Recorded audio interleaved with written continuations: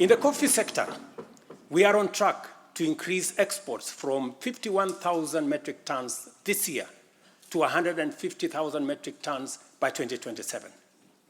The government has also raised disbursements from the Cherry Advance Fund from 2.7 billion to 6 billion Kenya shillings, complemented by an additional disbursement of 1.5 billion by the Commodities Fund.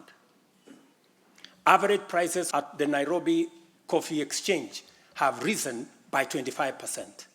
And in the last financial year, the country produced and exported 48,000 metric tons, earning farmers Kenya shillings 25 billion.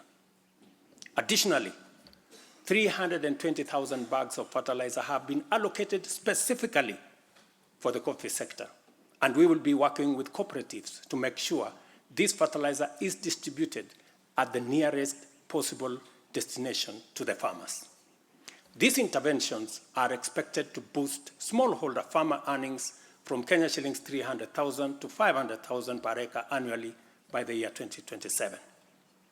The dairy sector remains a vital value chain with a quick turnaround impact on households in the economy.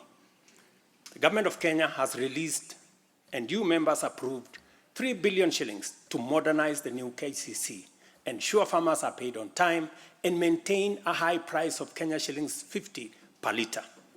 As a result, intake to KCC has increased from 100,000 litres a day to 220,000 litres a day by last month. Other strategic interventions include the extension of duty-free imports for feed manufacturing raw materials, subsidized artificial insemination services, and the reduction of sexed semen costs from 7,000 to 2,900 through the Kenya Animal Genetic Resource Center. These measures have led to a 14% increase in milk production from 4.6 billion litres in 2022 to 5.2 billion litres in 2023, with projections exceeding 6 billion litres this year.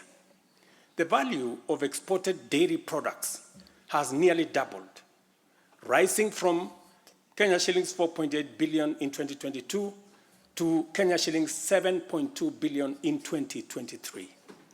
These gains demonstrate how targeted policies can deliver tangible benefits to dairy farmers and drive growth in our economy. Honorable members, by 2022, the education sector was in a crisis with a lack of clarity in transition to the competence-based curriculum, a shortage of 110,000 teachers, and 23 out of 40 public universities were technically bankrupt and at risk of closure. Among those facing severe challenges were huge institutions such as my own alma mater, University of Nairobi, Kenyatta University, Moi University, Egerton University, Maseno University, Masinde Muliro University.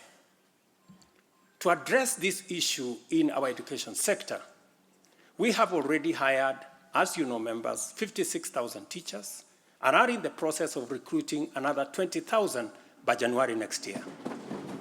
We have also ensured the seamless transition of learners from primary to junior secondary and domiciled grades 7, 8, and 9 in primary school, optimizing the use of existing infrastructure, ensuring the safety of young learners, and protecting parents from the high costs associated with boarding schools far away.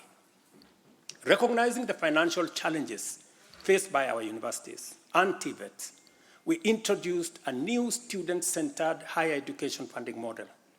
This model gives priority to the most vulnerable students, offering them up to 95% government support, while also pulling our universities back from the brink of collapse.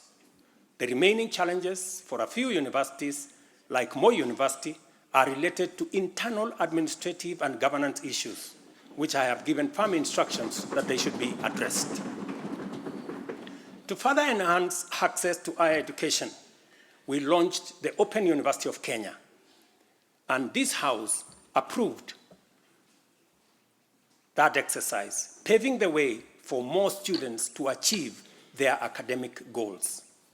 The institution's first cohort of students is scheduled to graduate next week on the 29th of November, 2024.